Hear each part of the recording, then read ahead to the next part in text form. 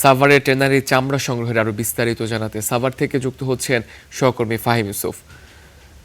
ফাহিম, আজকে ঈদের তৃতীয় দিন, আজও কি কোনো চামড়া আসছে কিনা এবং চামড়া সংগ্রহের পরবর্তী কার্যক্রম কি চলছে সেই বিষয়ে একটু বিস্তারিত জানাবেন আমাদের। আমি যেটি দেখতে পেয়েছি এখন পর্যন্ত আজকে সকাল থেকে সাভারের যে শিল্প এলাকা রয়েছে এই শিল্প এলাকায় এখন পর্যন্ত কোনো চামড়া ঢুকেনি।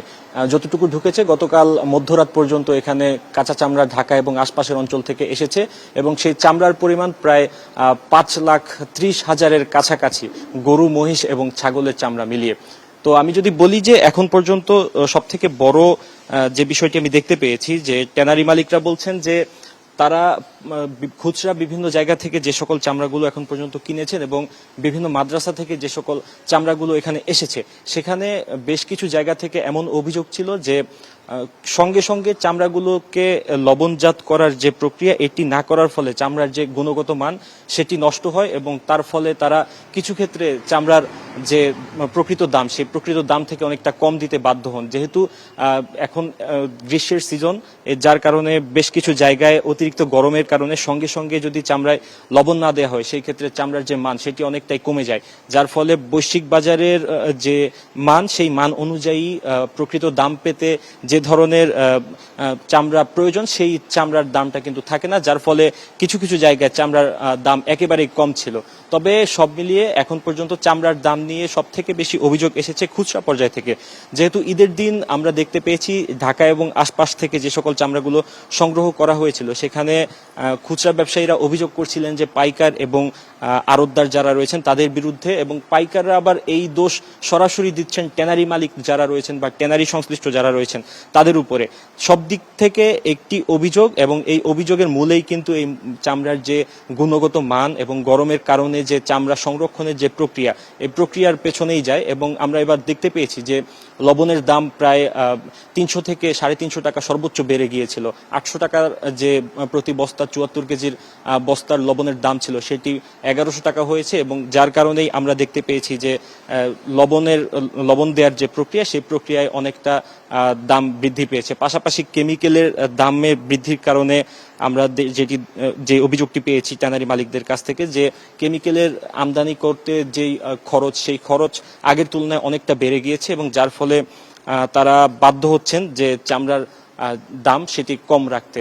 আর আরেকটি বিষয় আমরা দেখতে পেয়েছি গতকাল এখানে এই শিল্প এলাকা পরিদর্শনে এসেছিলেন শিল্পমন্ত্রী, এবং শিল্পমন্ত্রী যেটি জানিয়েছেন যে ট্যানারির যে মূল সমস্যা সিইটিপিকে ঘিরে, সেই সিইটিপির যে ক্রোমিয়াম নির্গমনের যে হার সেটি তারা আর একটু কমিয়ে আনতে চেষ্টা করবেন এবং সে অনুযায়ী তারা ইতিমধ্যে কাজ শুরু করেছেন সেটি আমাদেরকে জানিয়েছেন। এবং সব ট্যানারি থেকে আমরা যে প্রধান অভিযোগ পেয়েছি যে সিইটিপির বর্তমান যে ধারণ ক্ষমতা কোরবানির মৌসুমে এই ধারণ ক্ষমতা অনুযায়ী প্রকৃত যে বর্জ্য শোধনের হার সেটি অনেকটাই কম, যার ফলে যে পাশের যে ধলেশ্বরী নদী রয়েছে সেই ধলেশ্বরীর দূষণ প্রতিনিয়তই বাড়ছে।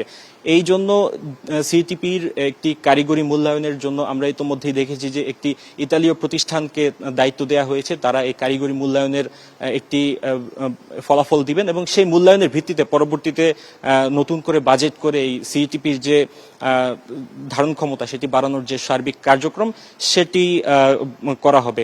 তবে শুধুমাত্র যে সিইটিপির কারণেই বর্তমানে যে চামড়ার দাম কমেছে বিষয়টি এমন নয়। আমি যদি বলি যে পাশাপাশি আরো বেশ কিছু কারণ এখানে রয়েছে, যে বর্তমান যে চামড়ার প্রক্রিয়াজাতের যে ধরন এই ধরন বৈশ্বিক মান অনুযায়ী এখন পর্যন্ত হচ্ছে না।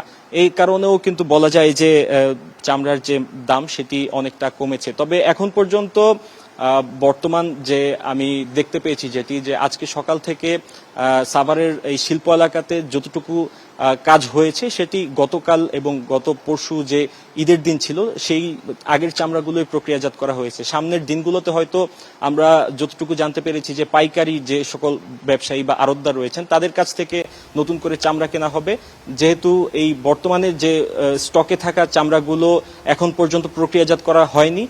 কয়েকদিনের মধ্যে এগুলো প্রক্রিয়াজাত করা হলে এরপর আড়তদারদের থেকে ট্যানারি মালিকরা কিনবেন এবং সেই অনুযায়ী কিন্তু পরবর্তীতে রাজধানীর বাহিরে দূর দূরান্তের জেলাগুলো থেকে চামড়াগুলো আসবে, লবণজাত চামড়াগুলো আসবে, এরপর তারা নতুন করে আবার কাজ শুরু করতে পারবেন। এই ছিল আমার কাছে সবশেষ ট্যানারি থেকে। ধন্যবাদ ফাহিম।